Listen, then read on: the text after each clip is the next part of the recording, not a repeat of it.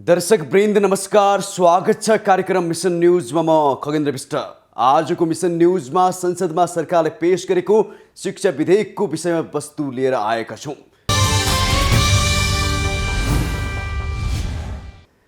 भाद्र 27 गते शिक्षा विज्ञान तथा प्रविधि मन्त्री अशोक कुमार राईले सरकारको तर्फबाट संसदमा विद्यालय शिक्षा विधेयक 2080 दर्ता गरे। 8 वर्षदेखिको निरन्तर प्रयासपछि विद्यालय शिक्षा सम्बन्धी कानुनलाई संशोधन र एकीकरण गर्न बनेको उक्त विधेयकले निजी विद्यालय राहत दिएको छ भने सरकारी विद्यालय सुधारका नाममा शिक्षकहरूमाथि दबाव सिर्जना गरेको छ। यसै विषयमा तयार पारिएको यो रिपोर्ट हेर्नुहोस्। गत भाद्र 27 गते 8 वर्षको निरन्तर प्रयासपछि विद्यालय शिक्षा सम्बन्धी कानुनलाई संशोधन र एकीकरण गर्न संसदमा सरकारको तर्फबाट विद्यालय शिक्षा विधेयक 2080 दर्ता भयो। यसरी लामो समयपछि सरकारले संसदमा दर्ता गरेको यो शिक्षा विधेयक सरकारी विद्यालयको गुणस्तर सुधारका नाममा शिक्षा तथा कर्मचारीहरूलाई दबाव सिर्जना गर्ने खालको छ भने निजी विद्यालयलाई राहत दिने खालको छ। हेर्दा गैर नाफामूलक विद्यालयलाई प्रोत्साहन गर्ने र निजी विद्यालयको भूमिकामा संकुचन गर्ने खालको जस्तो पनि देखिन्छ। तर यो विधेयक सरकारी विद्यालयको गुणस्तर सुधार गर्ने खालको काम गर्ने भन्दा पनि विद्यालय कर्मचारी तथा शिक्षकको पेशागत सम्मान र सुरक्षामा समेत सङ्कट ल्याउने खालको देखिन्छ। विधेयकमा निजी विद्यालयलाई गुठीमा जान प्रोत्साहन गरिने र त्यसका लागि सरकारले छुट सुविधा दिने उल्लेख छ। उक्त व्यवस्थाका कारण अहिलेका करिब 8000 निजी विद्यालय कम्पनी अन्तर्गत नै सञ्चालन हुन पाउने भएका छन्। विधेयकले कम्पनी कानुन अनुसार नयाँ निजी विद्यालय स्थापना गर्न भने रोक लगाएको छ। कम्पनी कानुन अनुसार स्थापना र सञ्चालनमा रहेका निजी विद्यालयलाई 5 वर्षभित्र गैर नाफामूलक शैक्षिक गुठीमा लैजाने बाध्यकारी व्यवस्थाबाट सरकार पछि हटेको छ। यसअघि साउन 16 गते विधेयक संसदमा दर्ता गर्ने निर्णय भए पनि सरकारवालाहरूको असन्तुष्टिपछि मन्त्री परिषदले केही दफा संशोधन गरेर पुनः पेश गरेको हो। निजी विद्यालयलाई सरकारले गुठीमा जान प्रोत्साहन गरिने र त्यसका लागि सरकारले छुट सुविधा दिने भनेर निजी विद्यालयको माग सम्बोधन गरिरहँदा सरकारले सरकारी विद्यालयका शिक्षक कर्मचारीको माग भने सम्बोधन गर्न सकेको छैन। उनीहरूले उठाउँदै आएको अस्थायी प्रकृतिको शिक्षकहरूको स्थायित्व, विद्यालय कर्मचारी, बाल शिक्षक, अस्थायी अवधि गणना तथा निवृत्ति भरण, शिक्षक बढुवा, ग्रेड र तलब विभेद मिलान, विद्यालय प्रधानाध्यापक नियुक्ति, शिक्षण काउन्सिल, शिक्षकको सरुवा र कार्य सम्पादन, द्वन्द्व र राजनीतिक पीडित शिक्षकहरूको सेवा अवधि, शिक्षकको दुर्गम भत्ता, त्यसैगरी विद्यालय व्यवस्थापन समितिको संरचनाको विषय, दरबन्दी हस्तान्तरण, संस्थागत विद्यालयका शिक्षकहरूको विषय, शिक्षक कर्मचारीको पेशागत सुरक्षा र पुरानो सुविधा कटौती लगायतका सवालमा सरकारले समेट्न सकेको छैन। स्थानीय तहमा शिक्षकहरूको ग्रेड रोक्ने, बढुवा रोक्ने, बर्खास्ती गर्ने अधिकारहरू त्यो जानु हुँदैन, त्यसो भनेका थियौँ। त्यो जस्तोको तस्तै आयो। फेरि पनि त्यो हामीले सङ्घीय सरकार तहले नै एउटा शिक्षकको चाहिँ सेवा सुविधाको सुनिश्चित गरेको हिसाबमा दरबन्दी पनि सँगमै रहनुपर्छ र हाम्रो चाहिँ त्यो हामीलाई विभागीय कारबाही गर्ने त्यो अधिकारहरू जिल्ला शिक्षा र अझ बर्खास्तीको अधिकार चाहिँ शिक्षक सेवा आयोगको सिफारिसमा परामर्शमा प्रदेश प्रमुखको चाहिँ उसको चाहिँ अधिकारभित्र पर्नुपर्छ भनेका थियौँ। हामीले डाइरेक्ट त्यहाँभित्र किन हुँदैन भन्यौँ भने तपाईँलाई एउटा कुरा के प्रस्ट्याउँछु भने स्थानीय तहको ज्यादती कोही स्थानीय तहले मात्रै राम्रो चाहिँ कोअर्डिनेसन गरेछ शिक्षकहरूसँग, होइन भने उहाँहरूले प्रतिशोधात्मक ढङ्गले चाहिँ शिक्षकहरूलाई यही बेला ठिक पार्नुपर्छ भन्दै सरुवा गर्ने, घटुवा गर्ने, होइन अनेक चाहिँ दुःख दिने, एउटा प्रताडना दिने एउटा त्यस्तो खालको चाहिँ अभ्यासहरू सुरु गरेको छ। अब झन् त्यो पनि अहिले आइदिएपछि के हुन्छ त, अब बेला यही हो भन्ने हुन्छ र अनि अब शिक्षकहरूको मान मर्दन हुँदै जान्छ र शिक्षण पेसामा अब पाउने शिक्षकहरू चाहिँ एकदमै कम हामीले चाहिँ पाउने अवस्था चाहिँ सिर्जना हुँदैछ। त्यसले गर्दा हामीले चाहिँ त्यो भनेका हौँ। र अर्को लामो समयसम्म अस्थायी रूपमा चाहिँ रहनुभएका राहत, छुट, अस्थायी करार साथीहरू, साबिक उच्च मावि, विशेष शिक्षा, शिक्षण सिकाइ अनुदान व्यवस्थित गरौँ।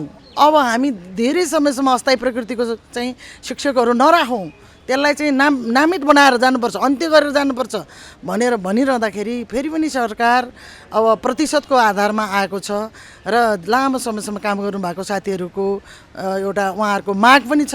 हामी धेरै लामो समयसम्म काम गरेको हुनाले हामीलाई चाहिँ आन्तरिक प्रतिस्पर्धाबाट स्थायी गरिनुपर्छ भन्ने उहाँहरूको चाहिँ जायज माग छ। विद्यालय कर्मचारीको सवालमा पनि आएको जस्तो छ, तर जालझेलपूर्ण एउटा त्यो शब्दावलीहरू गोलमोटोल भाषामा आएको छ। त्यो के हो त भन्दा स्थानीय तहमा लगेर उहाँहरूलाई पनि मिल्काइएको छ। स्थानीय तहमा लगेर मिल्काउनु भनेको फेरि पनि त्यो विद्यालय कर्मचारीहरूको चाहिँ सेवाको चाहिँ सुरक्षा हुन्छ, सुनिश्चित हुन्छ भन्ने हामीलाई लाग्दैन। र अर्को, संस्थागत विद्यालयका हाम्रा शिक्षक साथीहरूको त्यो माग भनेको असाध्यै घोटिनुहुन्छ, असाध्यै न्यून तलबमा काम गर्नुपर्छ।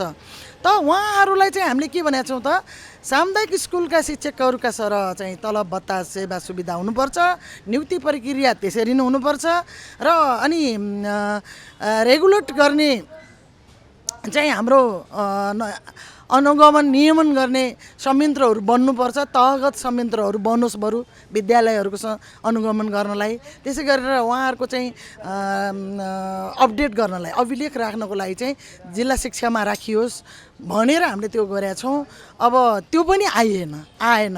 सामाजिक सुरक्षा कोषमा लाने यताउता भन्ने चिजहरू आयो, तर एकदम ठोस रूपमा चाहिँ यही हो भनेर चाहिँ उहाँहरूको पनि आएको छैन। यति मात्र होइन, विद्यालयको शैक्षिक गुणस्तर विकासमा अत्याधिक चासो र निष्ठा त्यस विद्यालयमा अध्ययनरत विद्यार्थीका अभिभावकहरूलाई हुन्छ। त्यसैले विद्यालय व्यवस्थापन समितिमा अभिभावकको उपस्थिति निरन्तर हुन आवश्यक छ। विद्यालय व्यवस्थापन समिति गठनमा स्थानीय तहको मन लाग्दी र राजनीतिक चलखेल हुन नदिन तथा देशभरि विद्यालय व्यवस्थापन समिति गठनमा एकरूपता कायम गर्न ऐनमा अभिभावकको बाहुल्य हुने गरी प्रष्टैसँग त्यसको संरचना तोकिनु पर्नेमा त्यसो हुन सकेको छैन। शिक्षक सरुवाको नियमनको विषयमा पनि विद्यालय व्यवस्थापन समितिको भूमिका देखिएको छैन। यसले गर्दा शिक्षकको सरुवा आवश्यकताको आधारमा भन्दा पनि राजनीतिका आधारमा बढी हुने देखिएको छ। समग्रमा भन्दा विद्यालय व्यवस्थापनमा अभिभावकलाई जुन ढङ्गले भूमिका दिनुपर्ने हो त्यो अनुसारको भूमिका दिएको देखिँदैन। यो यिनले बालबालिकाको संवैधानिक हक समेत पुरा गर्न सकेको छैन। बालबालिकाको संवैधानिक हक पुरा गर्नका निम्ति यो ऐन तयार छ कि छैन भन्दा तयार छैन एउटा। अर्को चाहिँ यो विद्यालय सामुदायिक विद्यालयहरू वास्तवमै अभिभावकहरूले आफ्ना बालबालिकाको गुणस्तरीय शिक्षाको निम्ति स्थापना गरेको विद्यालय हो। यो विद्यालयको सञ्चालनमा, व्यवस्थापनमा र गुणस्तरीयता सुनिश्चित गर्नमा अभिभावक र समुदायको भूमिका कतिको रहनेछ त भन्ने दृष्टिकोणले हेर्दा पनि त्यो पनि अपुरो देखिन्छ। त्यो हिसाबले हेर्दै गर्दाखेरि यहाँ विभिन्न दफामा धेरै कुराहरू परिमार्जन गर्न, सुधार गर्न पर्ने देखिन्छ। विद्यालय व्यवस्थापनसँग सम्बन्धित सवालमा हेर्ने हो भने विद्यालय व्यवस्थापन समितिको संरचना स्पष्ट रूपमा किटान गर्नुपर्छ। अमूर्त टाइपको प्रस्ताव आएको छ। अभिभावकहरूले आफूमध्येबाट छानिएको एकजनाको संयोजकत्वमा भन्ने खालको प्रस्ताव आएको छ। यहाँ हामीले उठाउँदै आएको विषय चाहिँ अभिभावकको नेतृत्वमा अभिभावकले छनौट गर्ने र अभिभावकको बाहुल्यता रहेको संरचना चाहिँ विद्यालय व्यवस्थापन समितिको संरचना बन्नुपर्छ भनेका छौँ। यसमा स्पष्ट कुरा आउन सकेको छैन। संयोजकत्व भन्ने बित्तिकै त्यो संरचनाको, त्यो विद्यालय व्यवस्थापन समितिको जुन खालको वेटेज रहेको छ, ओज रहेको छ, त्यो ओज घट्छ। त्यसैले अभिभावकको नेतृत्वमा या अभिभावकको अध्यक्षतामा अभिभावक मार्फत छनौट हुने विद्यालय व्यवस्थापन समितिको प्रावधान राख्न जरुरी छ। अर्को कुरा, हामीले भन्दै आएको सामुदायिक विद्यालयलाई परिभाषामा नै सार्वजनिक विद्यालयको रूपमा परिभाषित गर्न खोजिएको छ। वास्तवमै यसको यथार्थ कुरा चाहिँ के हो भने शिक्षा सार्वजनिक हो, विद्यालय सार्वजनिक हुन सक्दैन। विद्यालय सार्वजनिक हुन थाल्यो भने त्यो बेवारिसी हुन्छ, त्यो कसले हेर्ने हुन्छ, त्यो कसको हुन्छ, कसले निगरानी गर्ने हुन्छ, त्यो बिग्रियो भने के हुन्छ भन्ने हुन्छ। त्यसैले शिक्षाको सामुदायिक विद्यालयको स्वामित्व चाहिँ समुदायमा र अभिभावकमा निहित हुनुपर्छ। त्यसैले विद्यालय भने चाहिँ सामुदायिक नै हुनुपर्छ। शिक्षा सार्वजनिक शिक्षा हो। त्यसैले सार्वजनिक शिक्षा होइन, यसलाई सार्वजनिक विद्यालय होइन, यसलाई सामुदायिक विद्यालयको रूपमा परिभाषित गर्न जरुरी छ। र अर्को कुरा चाहिँ प्रधान अध्यापक नियुक्तिको कुरालाई माथिबाट नियन्त्रण गर्ने प्रयत्न गरेको देखिन्छ। प्रधानाध्यापक, विद्यालयको शैक्षणिक र प्रशासनिक नेतृत्व गर्ने, अभिभावक र विद्यालय व्यवस्थापन समितिप्रति पूर्ण रूपमा जवाफदेही हुने र बालबालिकाको अधिकारप्रति पूर्ण रूपमा जिम्मेवार भएर काम गर्ने व्यक्तित्व र काम गर्ने एउटा इन्स्टिट्युसन हो प्रधानाध्यापक भनेको। यो प्रधानाध्यापकको नियुक्ति प्रक्रियामा, प्रधानाध्यापकको छनौट प्रक्रियामा अभिभावकको प्रतिनिधिलाई, विद्यालय व्यवस्थापन समितिलाई बाहिर राखेर गरेको छनौट प्रक्रियाले प्रधानाध्यापकलाई जिम्मेवार र जवाफदेही बनाउँदैन। त्यसैले प्रधानाध्यापक छनौट प्रक्रियामा विद्यालय व्यवस्थापन समितिको निर्णायक सहभागिता जरुरी छ। त्यो कुरामा चाहिँ यो ऐनमा संशोधन गर्नुपर्ने देखिन्छ। त्यसैगरी अनिवार्य तथा निःशुल्क शिक्षाको जुन खालको बालबालिकाको मौलिक हक छ, त्यो हक कार्यान्वयन गर्ने दिशातर्फ पटक्कै गएको छैन अहिलेको शिक्षा ऐन। अहिलेको शिक्षा ऐन सामुदायिक विद्यालयहरूलाई, सार्वजनिक शिक्षालाई नियोजन गर्नेतर्फ केन्द्रित देखिन्छ। किन देखिन्छ भन्दा सरकारले निःशुल्क शिक्षाको निम्ति पर्याप्त लगानी, पर्याप्त बजेट विद्यालयमा गर्न सकेको छैन, पुर्याउन सकेको छैन। हामीले अभिभावकसँग साझेदारी गरेर, स्थानीय सरकारसँग गुहारेर, विभिन्न सङ्घ संस्थासँग गुहारेर, धार्मिक सङ्घ संस्थासँग गुहारेर, देउसी भैलो खेलेर, चन्दा सङ्कलन गरेर, विभिन्न खालको महायज्ञ सञ्चालन गरेर, दुनियाँ गरेर विद्यालयमा रकम सङ्कलन गरेर विद्यालय सञ्चालन गरिराखेको अवस्था छ। न यसको अभिलेख राखेको छ सरकारले, न यसले पहिचान दिन सकेको छ सरकारले। अभिभावकको योगदानलाई व्यवस्था गरिराखेको अवस्था छ।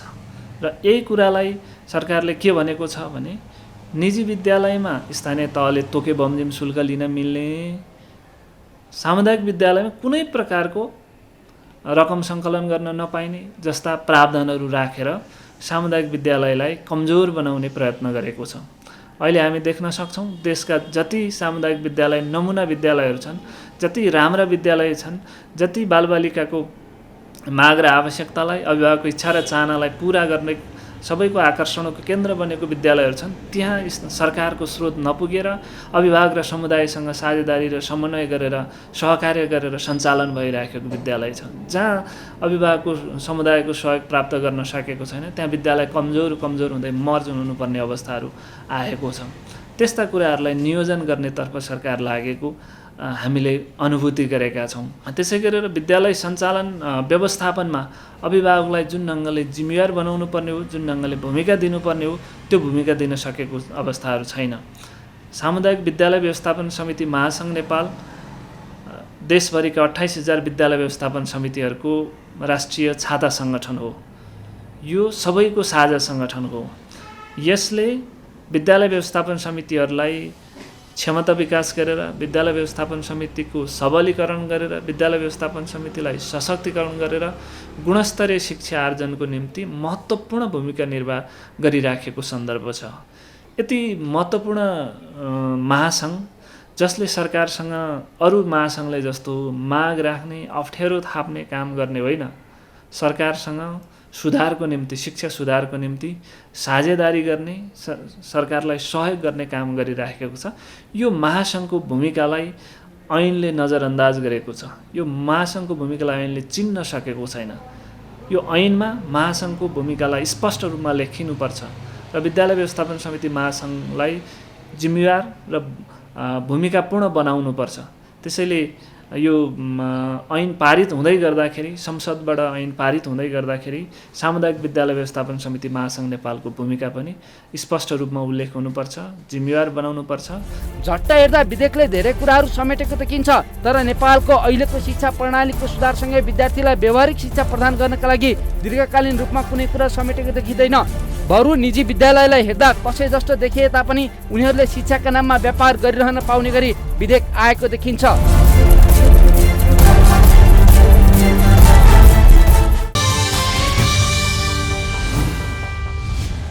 दर्शक वृन्द, सरकारले पेश गरेको शिक्षा विधेयकको शिक्षा तथा कर्मचारीले विरोध गरेका छन्। झनै उनीहरूले असोज 3 गतेदेखि देशभरिका विद्यालय बन्द गरी काठमाडौँमा सडक आन्दोलन गर्ने चेतावनी सरकारलाई दिएका छन्।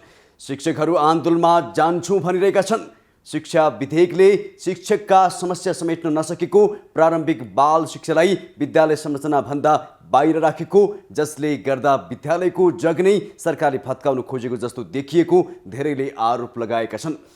यस विषयमा हामीले शिक्षाविदहरूसँग पनि प्रश्न सोधेका थियौँ। यसै विषयमा तयार पारिएको यो रिपोर्ट हेर्नुहोस्। सरकारले पेश गरेको विधेयकमा सबै प्रावधान गलत छ भन्न खोजेको पनि होइन, तर विधेयकले समेट्नुपर्ने कुराहरू समेट्न सकेको छैन। निशुल्क र अनिवार्य शिक्षाको विषयमा यो विधेयक बोल्न सके जस्तो देखिँदैन। यो विधेयक ढिलो आयो, आउनुपर्ने कतिपय कुरा लिएर आयो, कतिपय कुरा अपुरो लिएर आएको छ र यसले न शैक्षिक गुणस्तर कायम गर्न निम्ति चाहिने आवश्यक सरञ्जामहरूको पनि प्रबन्ध गर्न सकेन।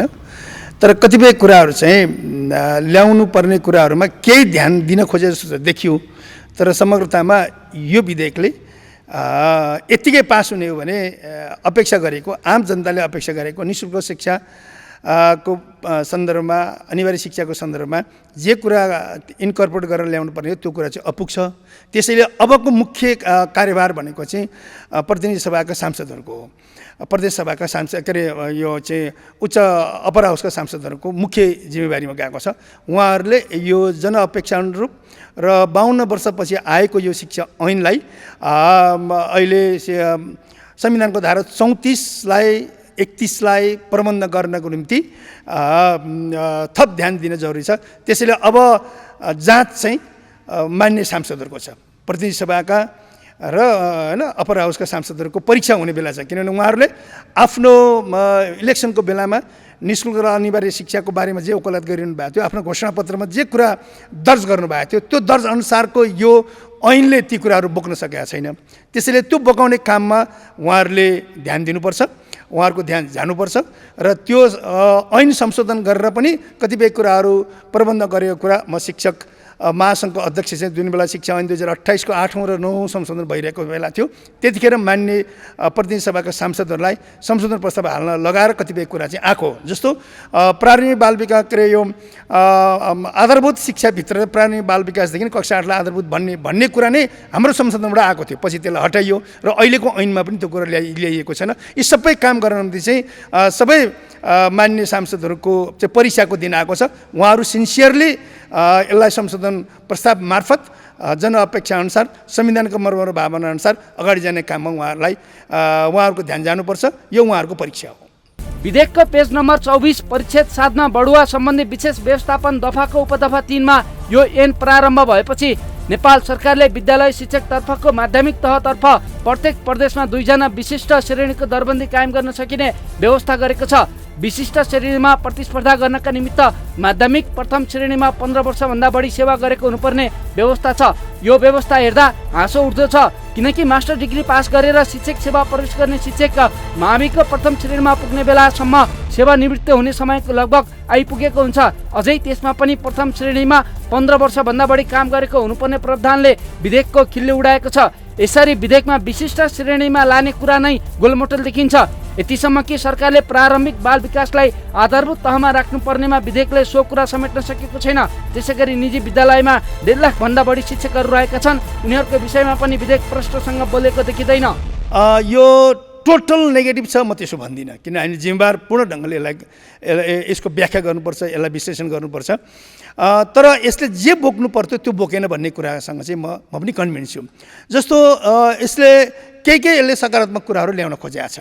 त्यो भनेको के हो त भन्दाखेरि शैक्षिक गुणस्तर कायम गर्न निम्ति सबैभन्दा महत्त्वपूर्ण भूमिका खेल्ने भनेको चाहिँ शिक्षकहरूले हो, त्यहाँ काम गर्ने कर्मचारीहरूले हो। तिनको निम्ति अहिले लामो समयदेखि राहतको रूपमा कार्यरत शिक्षकहरूलाई चाहिँ दरबन्दीमा रूपान्तरण गर्ने, कम्तीमा 50% भए पनि आन्तरिक प्रतिस्पर्धा गराउने खालको जुन खालको प्रबन्ध गर्न खोजेको छ, त्यसलाई अलिकति एक्सटेन्सन गरेर 50% मात्रै किन र अस्थायी शिक्षकहरूलाई स्थायी गर्ने सिलसिलामा शिक्षा ऐन 2028 को 9 संशोधनले प्रबन्ध गरेको थियो, त्यो अनुसार प्रबन्ध गरियो भने त्यो समस्या हल हुन्छ। त्यो पाटो राम्रो छ। विद्यालयमा काम गर्ने विद्यालय कर्मचारीको बारेमा पनि केही कुरा बोलेको छ, दरबन्दीमा रूपान्तरण गर्ने भन्ने कुरा छ। त्यसैले यो पाटोलाई हेर्दाखेरि ट्रेड युनियनको आस्पेक्टबाट केही कुरा गर्न खोजेको जस्तो देखिन्छ। तर कार्यरत स्थायी शिक्षकहरूलाई चाहिँ विशिष्ट श्रेणीमा लाने सवालमा जुन खालको आलेटाले ढङ्गको कुरा ल्याएको छ त्यो बेठिक छ। र सँगसँगै अर्को यसले नबोलेको कुरा चाहिँ के हो भन्दाखेरि विद्यालयको स्ट्रक्चरभित्र प्रारम्भिक बाल विकासदेखि कक्षा 8 सम्म आधारभूत गर्नुपर्ने हो, त्यो ऐनमा पनि प्रबन्ध थियो 2028 को 8औं संशोधनमा पनि 9औं संशोधनमा पनि, तर अहिले चाहिँ त्यो हटाइएको छ। त्यसैले प्रारम्भिक बाल विकासलाई आधारभूत तहमा राख्नु जरुरी छ। पहिलो कुरा चाहिँ यसको नीतिगत ढङ्गले प्रारम्भिक बाल विकासलाई आधारभूत तहमा राख्ने कुरा जुन गरेको छैन त्यो बेठिक छ र त्यहाँ काम गर्ने शिक्षकहरूलाई सहयोगीको रूपमा होइन कि दरबन्दीको रूपमा क्रमशः क्रिएट गरेर जाने कुरा गर्नुपर्छ। यो एउटा ल्याकिङको पार्ट छ। दोस्रो पार्ट भनेको चाहिँ अहिले मुलुकमा दरबन्दीहरू क्रिएट नभइरहेको अवस्था र निजी विद्यालयहरूको सङ्ख्या अधिक बढिरहेको छ। त्यहाँ काम गर्ने शिक्षकको सङ्ख्या मलाई लाग्छ टेन्टेटिभली मेरो आँकडाले झनै 1,50,000 भन्दा बढी शिक्षकहरू निजी विद्यालयमा काम गर्छन्। निजी विद्यालयमा काम गर्ने शिक्षकहरूको वृत्तिको सवाल, उहाँहरूको सेवा शर्त र सुरक्षाको सवाल अत्यन्त दयनीय छ, अत्यन्त कारुणिक खालको छ। त्यसलाई चाहिँ प्रबन्ध गर्ने खाले कुनै नीति अवलम्बन गरेका छैन। किनभने त्यहाँ पनि मैले भने झन्डै 1.5 लाख पाउने 2 लाख शिक्षकहरू त्यहाँ काम गर्छन्। त्यस्तै गरी सामुदायिक विद्यालयमा पनि निजी स्रोतबाट काम गर्ने शिक्षकको सङ्ख्या अधिक छ। तिनीहरूको बारेमा यो ऐनले कुनै पनि कुरा बोलेको छैन। त्यसैले यो कुरा बोल्न जरुरी छ। र निजी विद्यालयमा काम गर्ने शिक्षकको सेवा शर्त सुविधा, उहाँहरूको वृत्ति, उहाँहरूको तलब होइन, वृत्ति विकास र तलबको मापदण्डको बारेमा केही कुरा बोलिरहेको छैन। त्यो पनि बोल्न जरुरी छ। किनभने ठुलो सङ्ख्यामा त्यहाँ छ। र निजी विद्यालयलाई अब कसरी रेगुलेट गर्ने भन्ने बारेमा पनि हुन त ट्रस्टको कुरा, त्यस्तै गरी ट्रस्ट पनि व्यक्तिगत ट्रस्ट र सामुदायिक ट्रस्ट अथवा चाहिँ होइन सार्वजनिक ट्रस्टको कुरा त ल्याएको छ। तर नयाँ आउनलाई त्यसो गरेको छ। त्यसलाई रूपान्तरण गर्ने र शिक्षालाई चाहिँ व्यापारीकरण भन्दा पनि यो चाहिँ सेवामूलक बनाउनको निम्ति जो कार्यरत जसले विद्यालयहरू सञ्चालन गरिरहेका छन् तिनीहरूलाई प्रोत्साहित गर्ने, उत्साहित गर्ने काममा पनि यो ल्याकिङ गरिरहेको छ। त्यसैले यसमा ध्यान दिनुपर्ने थप कुरा के छ त भन्दाखेरि पब्लिक एजुकेसन जसलाई शक्तिशाली बनाउनु पर्ने हो। शक्तिशाली बनाउनको निम्ति गर्नुपर्ने कुरा के हो? लगानी बढी गर्नुपर्ने हो। 20% लगानी बजेटको गर्ने कुराको कम्तीमा ऐनमै प्रबन्ध होस् भन्ने कुरा हो। त्यो काम यसले बोल्न सकिरहेको छैन। यद्यपि ऐनमा सबै कुरा त नबोल्ला, तैपनि केही बोल्नु पर्छ। र दोस्रो कुरा भनेको चाहिँ शिक्षक सेवा आयोगलाई चाहिँ संवैधानिक अङ्गको रूपमा बनाउने र शिक्षक रिक्रुटमेन्ट गर्ने कुरा, शिक्षकलाई प्रमोसन गर्ने कुरा, यी सबै कुरा शिक्षक सेवा आयोग मार्फत गर्नुपर्ने हो। स्थानीय तहलाई यसले चाहिँ बढी पावरफुल बनाइरहेछ। ठिक छ, पावरफुल त्यो अर्थले बनाउने कुरालाई चाहिँ हामी होइन स्वाभाविक मानौँला। जसले बजेट विनियोजन गर्ने, त्यहाँ काम गर्ने शिक्षकलाई प्रोत्साहित गर्ने कुरा चाहिँ स्वाभाविक छ। तर दण्ड चाहिँ उद्दलित भएर गर्ने काम यसले गरिरहेछ। त्यो चाहिँ अहिले नेपालको परिवेशमा स्थानीय सरकारले जुन ढङ्गले शिक्षकहरूलाई, विद्यालय कर्मचारीले परिचालन गरेको कुरा चाहिँ अत्यन्त राजनीतिक ढङ्गले देखिएको छ। त्यो बेठिक छ भन्ने हामीलाई लागिरहेछ। त्यसैले यी सबै कुराहरूलाई पुनर्प्रबन्ध गर्न जरुरी छ। सार्वजनिक शिक्षालाई शक्तिशाली बनाउन लगानी गर्ने विषयमा विधेयक बलेको देखिँदैन। शिक्षा सेवा आयोगलाई संवैधानिक आयोग बनाउनु पर्नेमा स्थानीय तहलाई शिक्षकमाथि कारबाही गर्ने अधिकार दिएकाले शिक्षकलाई तर्साउने तथा मनोबल गिराउने काम विधेयकले गरेको देखिन्छ। त्यसैले यो विधेयक फेरि पनि विवाद मुक्त हुने देखिँदैन।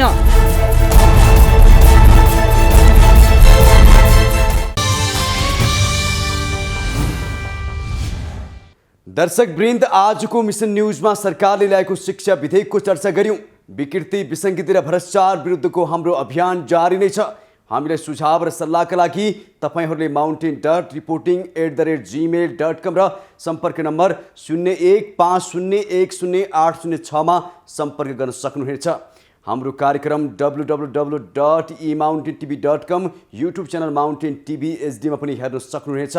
अहिलेका लागि भने माउन्टेन टेलिभिजन HD को मिसन न्यूजबाट बिदा दिनुहोस्। नमस्कार।